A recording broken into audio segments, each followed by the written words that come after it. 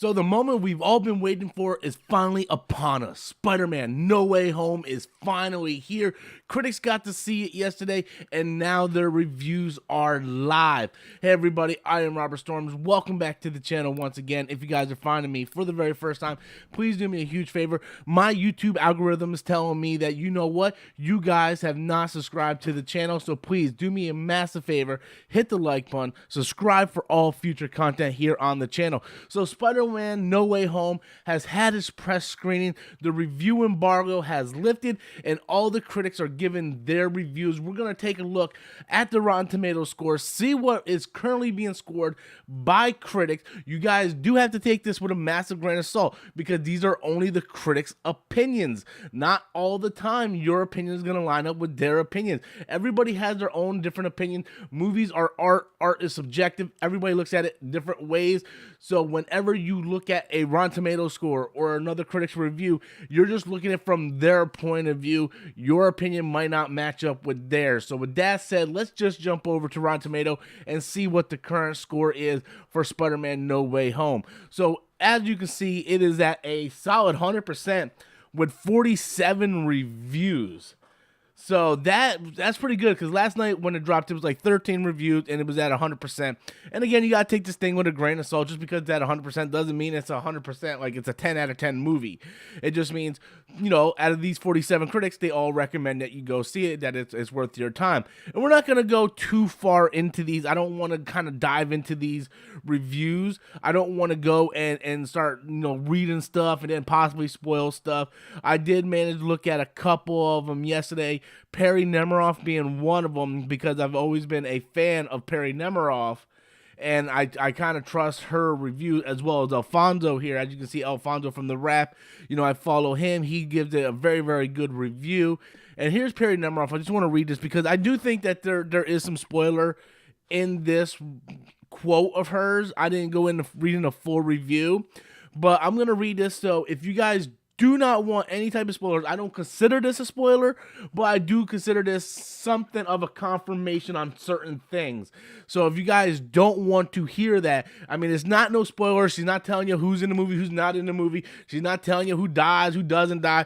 It's just a quote that I think leads into Doctor Strange possibly, or the next phase of the MCU movie. So if you guys don't want to hear it, just bleep me out for about 20 seconds and then come back. But basically, Perry says right here, the multiverse of it all exceeds expectations. That's the part of the quote that really kind of registers with me.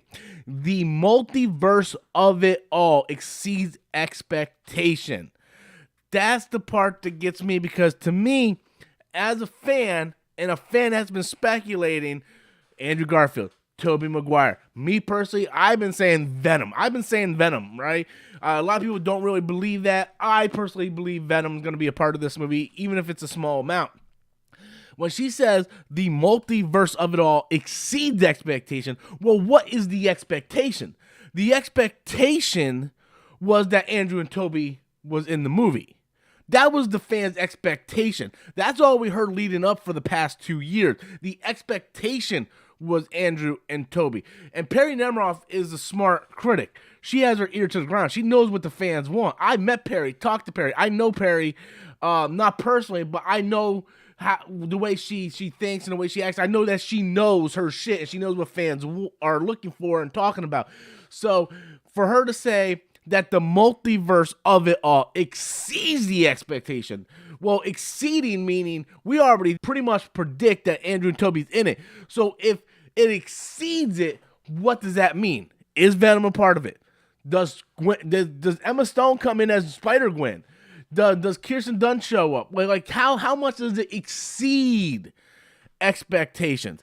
That's the thing that I'm coming out of it. One, that tells me that yes, Andrew and Tobey is in it, and two, is telling me that it's probably going to be something even bigger.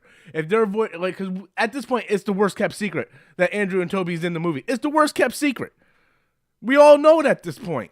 So for it to exceed, and for Sony and Marvel to be like putting out posters, we're saying don't spoil the movie. To me, there's more than this than just meets the eye. To me, it's more to this than just Tobey and Andrew. Something more is in this movie. So that's sort of the way I came off of that statement by Perry Nemiroff. But having 100% with 47 reviews so far, whether that number stays at 100% or not, we don't know for sure. But I will tell you one thing.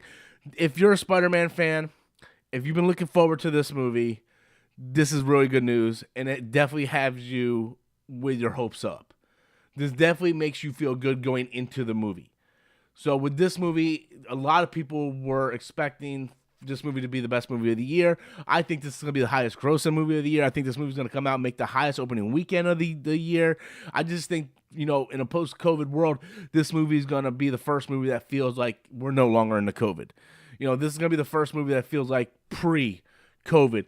And as a massive Spider-Man fan, I'm looking forward to it, and I can't wait to see if this movie, in fact, exceeds my expectations. So, guys, with that said, I want everybody to leave their comments in the comment box below. If you're new to the channel, once again, please do me a favor. The analytics says I need more subscribers because 60% of you guys do not subscribe. Please smash that like button. It helps out with the YouTube algorithm, and hit that subscribe button for all future content. Until next time, as always, I am Robert Storms, and that's my opinion.